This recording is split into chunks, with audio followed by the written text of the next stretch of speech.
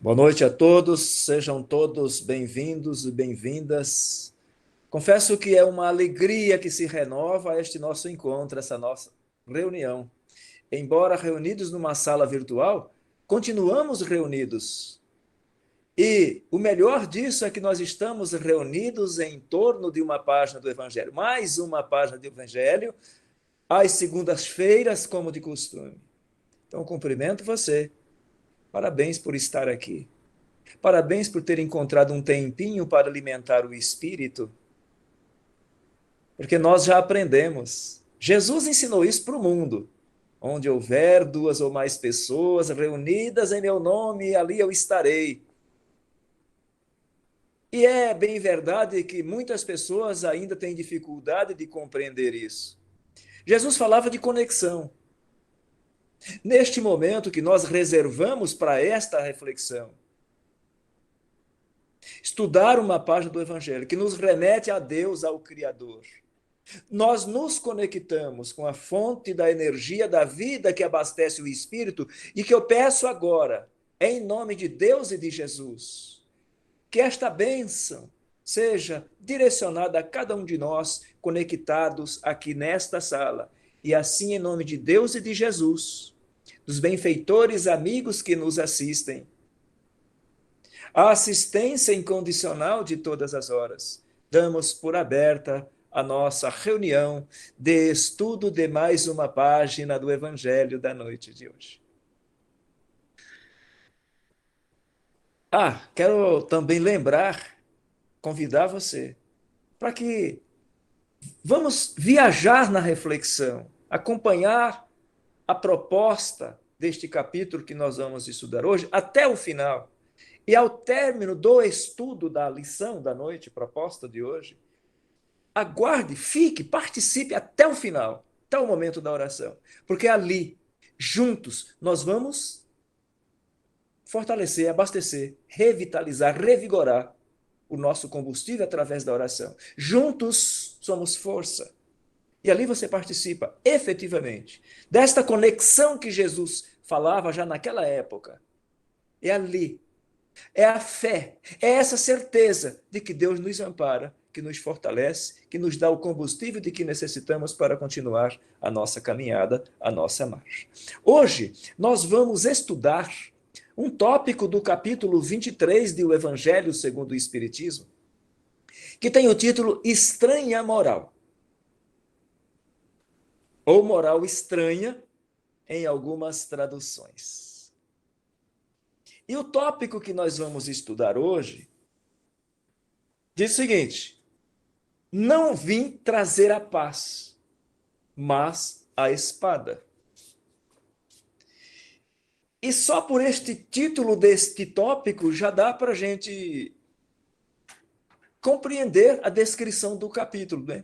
Porque soa um tanto estranho.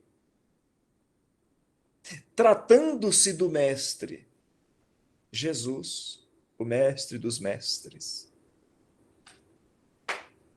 que ele tenha dito: eu não vim trazer a paz, mas a espada. Vejamos o contido numa anotação do Evangelho de Mateus, no capítulo 10, versículos 34, 35 e 36. Ele diz o seguinte: não penseis que eu vim trazer a paz sobre a terra. Eu não vim trazer a paz, mas a espada. Porque eu vim separar o homem de seu pai, a filha de sua mãe, a nora de sua sogra, e o homem terá por inimigos os de sua casa. Jesus conversava com os apóstolos e conta-lhes de uma forma metafórica, usando a metáfora da espada, que é uma arma usada em situações de conflito, que acaba separando as pessoas. E, numa situação extrema, matando as pessoas. Mas não era disso que ele estava falando. Isto era uma metáfora para ilustrar o que viria a acontecer na sequência. Após a realização do seu trabalho, e depositada a sua mensagem, o conteúdo, a importância, a forma contundente com que isso chegaria e sensibilizaria as pessoas, porque era muito novo, muito diferente daquele modo de viver de até então. Então, o que ele estava dizendo? Vejamos nesse trechinho de Lucas, capítulo 10, versículo 49 a 53. Diz o seguinte: eu vim lançar fogo sobre a terra, e que desejo, senão que ele se acenda. Ou seja, essa chama que vou acender é do meu desejo que ela se acenda, que pegue fogo mesmo. Eu devo ser batizado com o batismo, e quanto me sinto apressado que se cumpra. Credes que eu vim trazer a paz sobre a terra? Não. Eu vos asseguro. Mas, ao contrário, a divisão vai acontecer. Porque de hoje em diante, se encontram 5 pessoas numa casa, elas estarão divididas umas contra as outras, 3 contra 2, 2 contra 3, pai em divisão com o filho com o pai, a mãe com a filha com a mãe, a sogra com a nora e a nora com a sogra. Aqui ele abre um pouquinho, e ainda assim as pessoas tiveram dificuldade de compreender. Eu estava dizendo o seguinte: o que eu estou trazendo como proposta para a humanidade daqui para frente, para viver uma vida melhor num plano aqui na Terra, que nós sabemos hoje que é um plano de provas e expiações. E ele dizia: o que eu estou trazendo é o seguinte, é muito contundente, é muito significativo, vai mexer com hábitos, costumes e comportamentos. E de modo que aqueles que assimilarem logo no começo e começarem a seguir o que eu estou ensinando, morando numa mesma casa, onde outras pessoas ainda preferem o comodismo, os velhos hábitos anteriores, vai haver conflito, vai haver distanciamento, vai haver separações. Era disso que ele falava. Então, sendo ele, como todos nós, o mundo conhece, a sua obra personificada na doçura, na bondade e no amor, pregou o amor, vivenciou o amor, como poderia ele estar advogando o embate, a porrada? Não.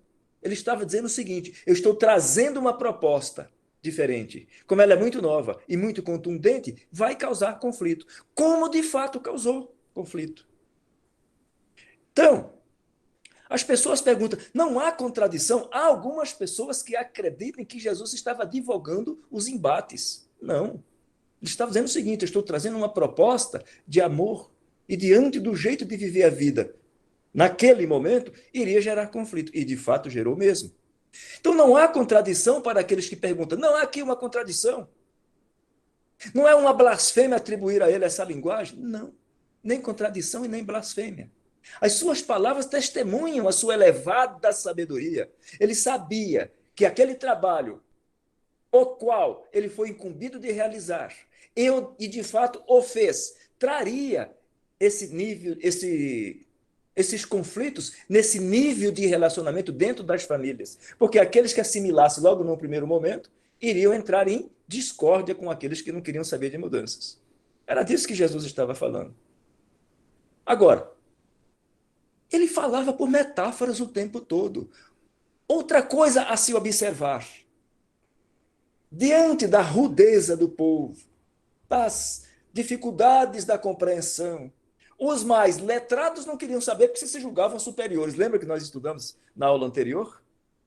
Então ele falava para aqueles que estavam sedentos. Só que entre eles nem todos queriam saber de mudança. Então ele usava muitas vezes uma mensagem, um método mais contundente. Vamos lembrar aqui duas delas, duas metáforas. Se o vosso olho for motivo de escândalo, o que ele fala? Arrancai-o. Se a vossa mão for motivo de escândalo, cortai-a. Da mesma forma, ele usa a metáfora da espada. Então, feito este esclarecimento, vamos ver um pouquinho do desdobramento do que aconteceu após ele passar essas informações aos seus discípulos, do que adviria com a implantação da nova doutrina trazida por ele, até chegar nos nossos dias, para que a gente compreenda agora, trazendo para o nosso dia a dia, como aquilo que ele ensinou pode fazer bem para a gente. E faz, quando nós admitimos, quando nós desejamos dar passo adiante. Porque nem todos querem. E nesse sentido, o Criador foi perfeito. Criou a lei que rege o princípio de justiça, dá o livre-arbítrio e cobra a responsabilidade na medida das nossas decisões. Eu posso tomar a decisão de aproveitar a oportunidade, a chance de passagem por aqui e seguir essa régua, essa instrução que ele nos deu, esse guia, essa bússola. De modo que esta mensagem levada ao pé da letra tende a transformar uma missão que é toda pacífica numa missão de perturbações e discórdias, o que de fato não é verdade. Seria um absurdo. O bom senso afasta esta hipótese, porque basta que nós observemos toda a obra contida nas suas mensagens. Todo o teor e todo o conteúdo. Então não há contradição. Pela obra se conhece o autor. Observemos cuidadosamente o seu comportamento, a sua pregação, os seus exemplos, tudo o que ele falava, tudo o que ele fazia, exalava em grande quantidade o amor. Então estava alicerçada, a essência da sua mensagem era perfeita, não tinha como dar errado. O que faltava e faltou, e ainda falta, 2000 anos depois, ainda para muita gente, talvez ou o desejo ou a capacidade de querer compreender a essência dos seus ensinamentos. Então, é líquido e certo, é irrecusável que a sua doutrina tenha como base essencial a lei de amor e de caridade. Ele pregou isso e vivenciou isso o tempo todo. Portanto, não podia destruir de um lado o que ele já tinha estabelecido de outro.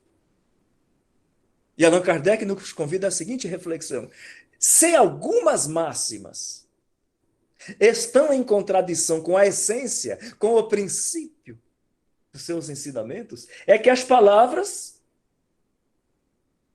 que atribuem a ele, o mestre, foram mal expressadas, mal compreendidas ou não foram ditas por ele. Por quê? E as traduções, e as modificações que podem ter acontecido ao longo dos séculos? Então, muito cuidado. É preciso que a gente analise com bastante cuidado as mensagens que recebemos. Com Jesus aconteceu isso. Nos tempos de hoje, nós estamos vivendo um mundo e um momento, e isso serve de alerta, para que não repassemos as mensagens se nós não tivermos tido o cuidado de analisar a sua essência.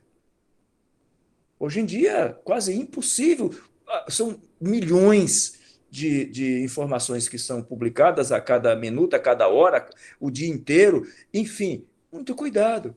Algumas pessoas, estou dizendo isso porque nos últimos tempos eu tenho conversado com algumas pessoas que ficam alarmadas, sofrendo, angustiadas com determinadas informações que dias depois vamos ver aquilo ali não procedia, não era verdade. Então vamos nos alimentar com a verdade trazida por ele, o mestre, primeiro, que alimenta o espírito, e qualquer adversidade que venha a surgir ao longo da estrada, nós estejamos encorajados, alicerçados na verdade.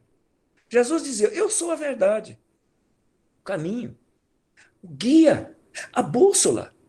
Então, claro que obrigações e responsabilidades, vamos tomar todos os cuidados no nosso dia a dia, mas, primeiramente, em tudo, Deus. Vamos buscar esta fonte que abastece o espírito para nos sentirmos encorajados a fazer bem a nossa caminhada. Então, o que acontece com uma ideia nova? Quando Jesus trouxe a boa nova ao mundo? O que acontece quando surge uma nova ideia? Oposição e resistência. É o que de imediato acontece. E Allan Kardec nos convida a refletir o seguinte: a resistência se dá sempre na razão da importância daquela mensagem, daquela ideia e dos resultados que ela vai gerar. E esses dois fatores estavam rigorosamente presentes de imediato na mensagem que Jesus trazia. A mensagem propunha uma alteração no comportamento de imediato e nos resultados, no jeito de se relacionar e de viver a vida. Essa é a proposta de Jesus. E isso incomodou muito. Agora, quando uma ideia é falsa, ninguém dá importância. Agora, quando ela é verdadeira, incomoda muito os opositores. Foi o que aconteceu com Jesus. Então, a Boa Nova causou uma reação muito violenta. E aqui Jesus traz uma outra lição para a humanidade.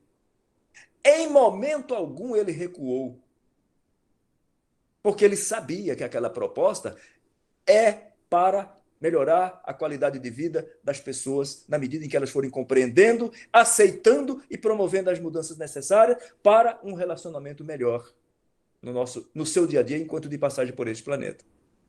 Então, qual é a lição para a humanidade? Não recue. Se você está convencido de que aquilo vai fazer bem, vale a pena aquele investimento, vale a pena lutar para galgar, superar aquele obstáculo, vale a pena lutar para gerar benefícios em favor de uma comunidade, de uma família, de uma equipe, seja lá o que for, é para beneficiar, tem sacrifícios, vale a pena, os resultados serão positivos, então não recue. Esta foi a grande lição, o grande exemplo trazido por Jesus. Em momento algum, ele claudicou, titubeou, se manteve firme, apesar dos ataques, porque tinha certeza que o que ele estava propondo era uma coisa boa. Ora, a sua mensagem estava alicerçada no amor? Quem é que não quer ser amado? Então Jesus mantinha-se sereno, mesmo diante das situações mais adversas. Por quê? O amor é o amor. Já dizia o poeta, o amor é tudo. Sem amor sou nada. Então a nova doutrina minava as bases dos abusos, dos desregramentos, fariseus e escribas, sacerdotes da época. E isso incomodou demais. O que os incomodados fizeram?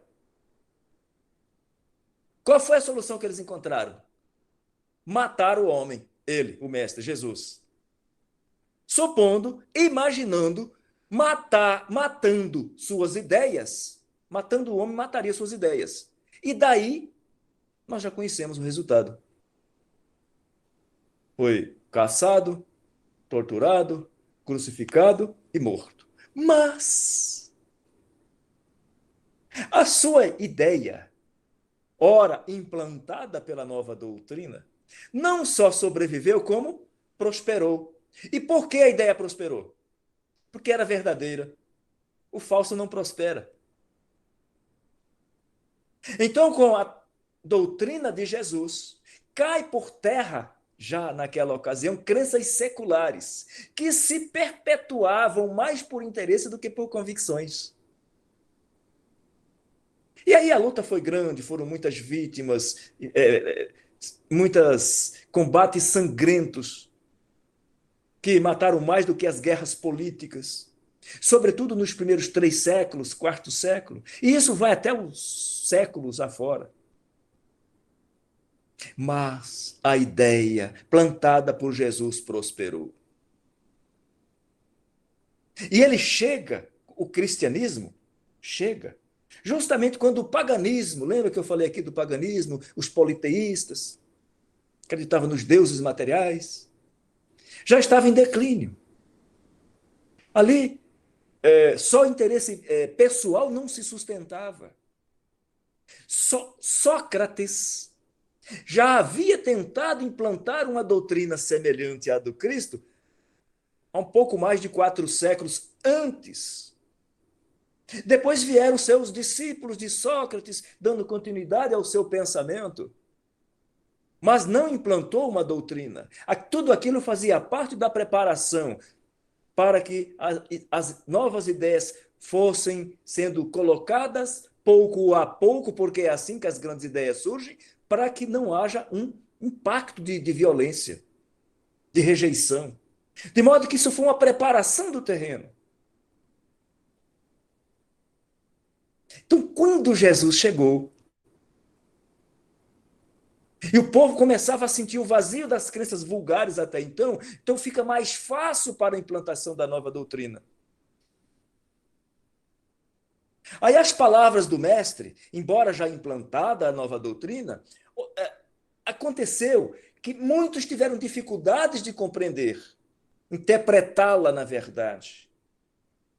E então a diversidade de interpretação deu origem a várias seitas diferentes, por conta das alegorias, das metáforas, das figuras de linguagem. E essas seitas que foram surgindo, todas elas se proclamavam possuírem a verdade exclusiva. Só tem um detalhe. Elas esqueceram o mais importante dos preceitos que Jesus pregava na sua doutrina. Elas esqueceram. E que é condição de salvação. E que Jesus pregava com todas as letras, sem medo de retaliação. Condição de salvação. Caridade, fraternidade e amor ao próximo.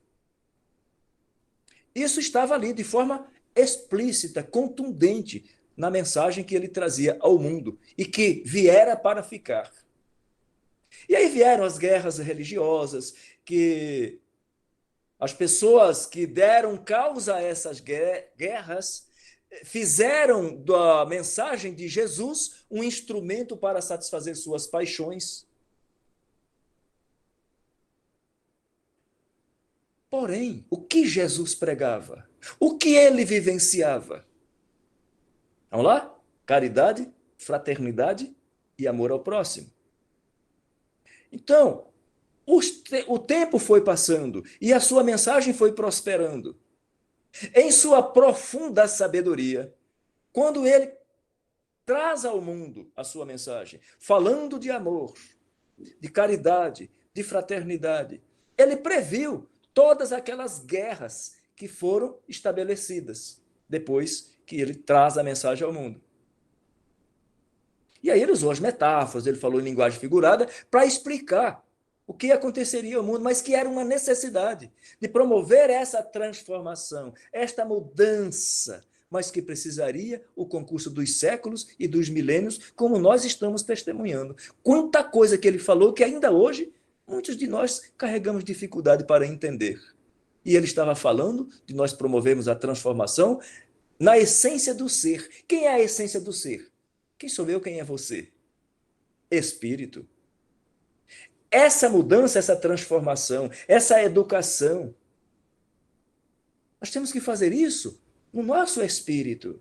Porque o corpo vai cumprir uma missão aqui, com o desgaste da máquina, e vai perecer. Porém, o ser, a inteligência, o ser pensante, aquele que pensa e sente, vai prosseguir a sua marcha. Então, ele sabia. Jesus, ou a criatura, talvez o maior conhecedor da natureza humana, ele conhecia a inferioridade da natureza humana.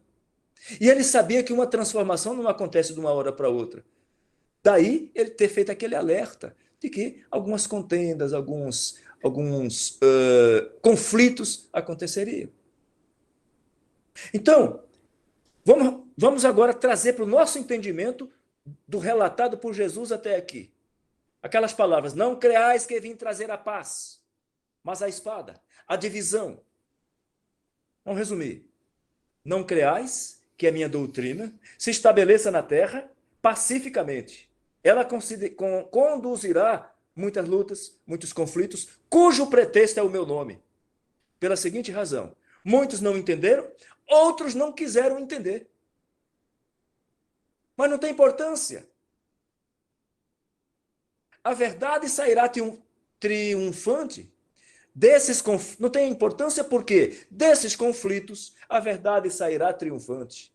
Depois da guerra virá a paz. Depois do ódio virá a fraternidade universal. Das trevas do fanatismo virá a fé esclarecida.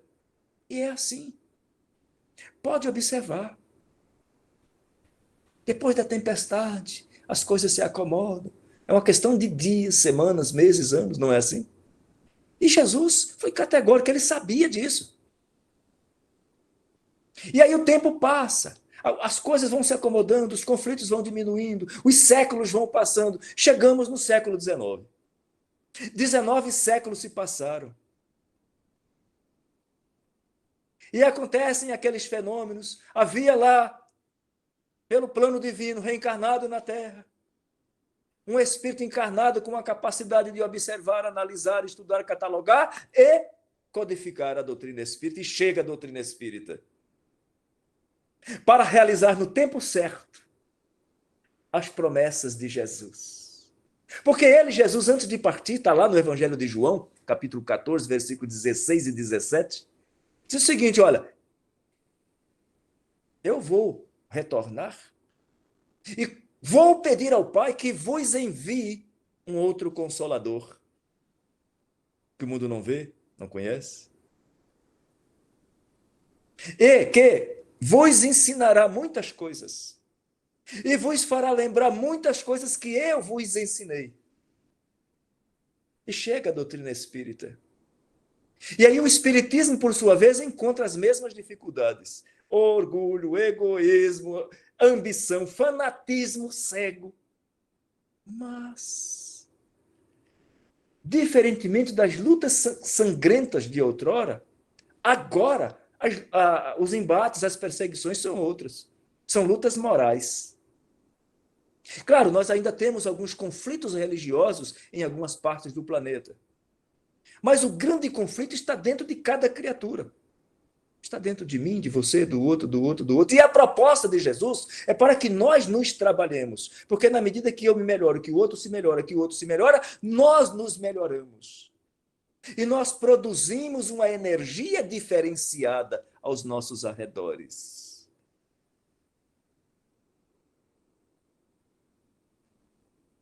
Então é isso que Jesus falava e era muito difícil. Então o que é que nós temos que fazer? Estamos no século XXI, eu, você, nós, é agora. E não fazer? Hã? O que fazer? Qual é a tarefa?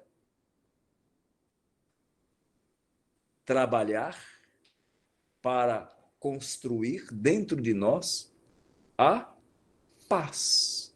E eu te pergunto, o que é paz? Ausência de conflitos, sejam bélicos ou de outra natureza, quaisquer que sejam elas. O grande trabalho que nós temos por fazer é eliminar os nossos conflitos, estabelecer boas relações, e muitos deles eu comigo mesmo. Muitos deles. Então, nós vimos, falávamos há pouco do orgulho, do egoísmo, da ambição, do fanatismo. Tem outros tantos. Joana de Ângeles tem um livro, chama-se Conflitos Existenciais. Ela lista 20 lá. Se alguém quiser estudar, aprofundar nesse, vale a pena. Eu estou aqui propondo que nós trabalhemos esses que estão mais no nosso dia a dia, no nosso mais imediato. Tem outros. Mas esta é a proposta de Jesus desde outrora. Que nós nos trabalhemos para nos tornarmos seres melhores. Século XIX, Livro dos Médiuns. Tem lá no finalzinho do Livro dos Médiuns, uma das questões que diz o seguinte: que adianta eu saber de tudo isso se eu não me modificar? Essa foi a proposta de Jesus lá atrás. Daí geraram os conflitos dentro de uma mesma casa. Algumas pessoas já entenderam que poderiam e deviam, aceitando aquela proposta, construir um novo jeito melhor de viver a vida. Outros não, deixa do jeito que está. Vai empurrando com a barriga. E aí começaram os conflitos. Então a proposta é que nós nos trabalhemos. Na medida em que todos nós nos trabalhemos os nossos conflitos, compreendamos que sou eu que devo me trabalhar e não querer trabalhar a mudança do outro. Agora, é claro, a melhor maneira de eu trabalhar a mudança do outro é eu trabalhar a mudança em mim, porque a gente vai contribuindo para que o outro perceba que é possível. Então, nós que aqui estamos nesta sala de estudo, a nós, ele, Jesus, nos deu a diretriz para que a gente tenha a nossa vida facilitada. É. Qual é a proposta, então? Aqui hoje para nós, estudando este capítulo, é estudar o Espiritismo para compreendermos melhor o que ele, Jesus, ensinou. Porque é fato, é verdade. Tem algumas situações que é bacana a gente trocar ideias, como nós estamos fazendo aqui hoje, ouvindo alguém falar e convidando para levar algumas questões para o travesseiro. Fala, poxa, isso eu já estou fazendo, já está bacana, isso aqui eu posso melhorar, isso aqui já está bacana, mas eu posso melhorar mais ainda. E assim a vida fica mais gostosa. Agora, aqueles que se julgavam superiores, eles não se aproximavam de Jesus. Falavam, não preciso destas coisas. Não é o nosso caso. Nós estamos aqui reunidos em torno de uma página do Evangelho. Isso é motivo de alegria. Nós já encontramos tempo para nos abastecermos e fortalecer o nosso espírito. Então, a doutrina nos dá o entendimento. Entendimento do quê? Da receita que ele nos deu. E qual foi a receita que Jesus nos deu? Porque é o seguinte, olha, eu me recordo que eu já fiz essa pergunta em vários grupos de estudo, inclusive no nosso aqui, ali no prédio, no presencial, e agora nós vamos fazer aqui. É assim, ao longo desses 2000 anos, nesta existência, ao longo de todos esses anos de estudo, lendo o Evangelho de Jesus, estudando o Evangelho de Jesus, participando dos grupos, muitos de nós aqui participamos de atividades assistenciais, já botando na prática aquilo que ele ensinou. Tudo se resume a uma palavrinha de 4 letras. 4 letras. Ela nos informa o que fazer. E todas as vezes que eu perguntei, foi unânime. 100% de nós sabemos o que fazer. E eu pergunto aqui e agora, o que é que nós temos que fazer para a gente viver melhor? Para a gente eliminando, jogando fora os nossos conflitos e percebendo o valor que a gente tem, o quanto a gente consegue contribuir com o outro. Qual é a palavra que define o que fazer para a gente ter vida boa? Começa com A, termina com R e tem M no meio. Quem escreve aí no chat aí para mim? Escreva aí. Que é aquele o quê? O que fazer? Para que a gente viva melhor, apesar das adversidades aos nossos arredores.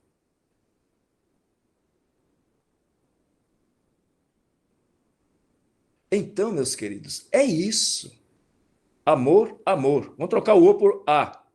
Ação é amar. Então, o que fazer? Amar. Ou seja, exercitar o amor. Quero agradecer quem colocou aqui, quem deu a sua contribuição.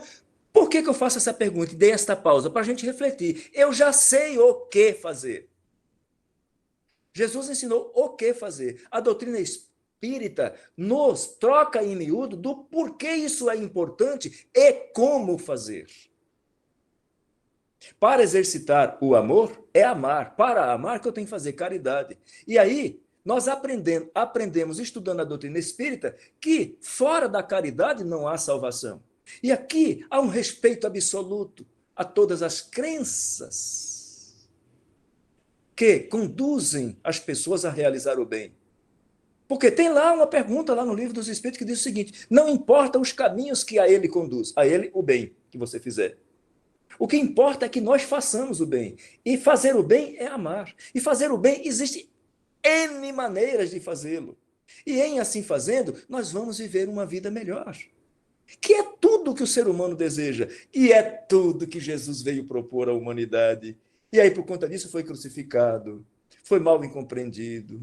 Né? Inclusive, nesta metáfora, muitas pessoas alegam que Jesus está divulgando a discórdia, não é verdade. Daí a importância de nós estudarmos. Então, o que é que ele quer? Ele receitou como coisa boa, amar, exercitar o amor. E só tem um jeito de nós sairmos daqui deste planeta vencedores, praticando a caridade. Fora da caridade não há salvação. Nenhum momento está dito na nossa doutrina, nem no Evangelho de Jesus, fora da igreja tal, A, B, C, D. Nada, fora da caridade. Faça caridade. Eu disse aqui outro dia, se algum dia tiver em dúvida, faça o bem. O bem é o amor em ação. Caridade é o amor em ação. Assim fazendo, vamos viver uma vida muito melhor. Muito bem. Então, a questão é, como que eu faço isso, meus irmãos e irmãs? Trocando em miúdo e trazendo para o nosso dia a dia. Porque não se iluda, é uma sensação extraordinária todas as vezes que por mais pequenina que seja a boa ação que fazemos, é um bem-estar extraordinário. Porque é da lei de causa e efeito, tudo tem consequência. Então, quando eu faço uma coisa boa, gera a resultante é uma energia boa. Um pensamento bom me conecta com uma energia boa. Um momento de oração, meu pensamento é elevado numa condição mais elevada, portanto, coisa boa. Então, a questão é como? Como é que eu faço isso? O grande mestre também deixou para a humanidade. Eu sou o caminho. Observe o que eu ensinei e siga-me. Tá, mas ele não está aqui. Ele está aqui. Sim, materializado nas letras do seu evangelho. Mas para isso eu preciso compreender. Bom, primeiro, para isso eu preciso ler o evangelho. Depois eu preciso estudar. Depois eu preciso entender. Depois que eu entendi, esse negócio é bom, aí eu preciso aceitar. Só aí é que eu vou colocar em prática. Por isso que tem muita gente que não coloca em prática. Eu já contei aqui para vocês de alguns atendimentos que já fiz em que as pessoas falam: entendi tudo isso, mas eu não quero isso para mim neste momento da minha vida. Eu não quero isso para mim nesta existência. Posso deixar para depois? Pode. Só que depois fica mais caro. Então, vamos lá. Fazei como eu fazia. Ele disse: olha, presta atenção no que eu ensinei. Eu pregava e fazia. Como é que eu fazia? Então, vamos lá. Nós já estudamos isso, nós estamos recordando aqui. Falamos um pouquinho das coisas ao longo da história, que as dificuldades da mensagem para chegar até nós e o quanto nós podemos nos beneficiar disso agora. Então, primeiro, ele importava-se com o outro. Vamos lá, comigo. Portar-se com o outro, respeitar o outro e quando fizer algo a alguém, não cobre recompensa. Porque se não vier, você vai sentir mal. Então, faça pelo prazer de fazê-lo. Pela alegria, prazer de fazer. Eu senti prazer de fazer aquela boa ação. De ajudar naquela tarefa. Ajudar lá na cesta. Pegar a cesta. Levar lá na casa do fulano. Faço prazerosamente, não é por obrigação. E depois curtir a alegria que fica porque a alma sente. Isto é felicidade na terra. Esta coisa que nós somos capazes de produzir com uma ação pequenina. Só que nós precisamos treinar, fazer isso mais e mais e mais vezes. Nas pequeninas coisas. Importar-se com o outro. Dê atenção. Quem é que não gosta de atenção? Ouça o outro. Quem tem ouvido, ouve. A menos que nós tenha, se tem algum problema. Agora, escute o outro. E que é muito diferente de ouvir. Demonstre interesse pela necessidade do outro. Desculpe o outro. Peça desculpa. Ore pelo outro. Inclusive, Jesus pregava: ore pelo seu inimigo, pelo seu desafeto. Então, não importar-se com o outro, dê atenção, ouça, escute, peça desculpa, dê desculpa, desculpe o outro e ore. Até pelos seus inimigos, pelo seu desafeto, como ensinou Jesus. Respeite o outro. Aqui tem uma palavra, meus irmãos e irmãs, que eu quero compartilhar com vocês. Dentro do respeitar o outro, eu pus entre parênteses uma palavra, porque eu me recordei e eu quero compartilhar com vocês de uma lição extraordinária que eu aprendi no atendimento fraterno. Atendi uma jovem, muito inteligente, muito bonita, e que frequentava a casa já há alguns anos. E aí o tempo foi passando, o progresso nas obrigações da vida material foram acontecendo, até que ela deixa a cidade e mudou para uma outra grande cidade. No terceiro ano, que estava já ingressando nos estudos na casa, quando estava já libertando-se, lembra lá dos conflitos? Eu disse que a grande guerra agora é nós nos libertarmos dos nossos conflitos para construir a nossa paz. Ela ainda estava em conflito. Porém, ao término daquele ano, foi embora. No começo do ano seguinte, ela nos fez uma visita na casa e nos procurou lá no predinho do atendimento para dizer o seguinte: a minha vida está uma delícia. E eu fiquei maravilhado ao ouvir aquilo, eu queria saber mais. E ela me disse: eu aceitei a proposta de vida que Deus me deu. Olha que lição extraordinária, pelo menos para mim foi. Aceitação. No caso da convivência, aceite o outro como ele é, ele ou ela. O que acontece na maioria dos conflitos, entre os conflitos existenciais, os de relacionamento? Muitas vezes queremos mudar o outro e o outro não muda. O outro, por sua vez, quer mudar a gente e a gente não muda. Então, a palavra de ordem é aceitação. Então, respeite o outro, aceitando-o como ele é. E quando fizer algo a alguém, nada peça em troca. Faça pelo prazer de fazê-lo e experimente a alegria e a felicidade do bem-estar que fica depois que realiza uma boa ação. Recordando, para finalizar, importar-se com o outro, respeitar o outro e quando fizer uma boa ação, nada pedir em troca. E assim, prezados irmãos e irmãs, nós vamos fazendo uso, em pleno século XXI, sem aquelas contendas de séculos passados, porque a contenda agora é eu comigo mesmo. E agora depende apenas de um ato da vontade, uma tomada de decisão, de aceitar a vida. E como André Luiz nos lembra em uma de suas obras, todas as vezes que surgir um obstáculo, encha-se de energia, lute mais um pouquinho, como Jesus fez, né? Jamais recuar. Aguenta mais um pouquinho. E André Luiz diz o seguinte: quando você supera, quando você chega lá, você está reenergizado, reabastecido, fortalecido para os próximos desafios, porque eles são necessários para o nosso progresso, para o nosso crescimento, para a nossa evolução. Que Deus e Jesus nos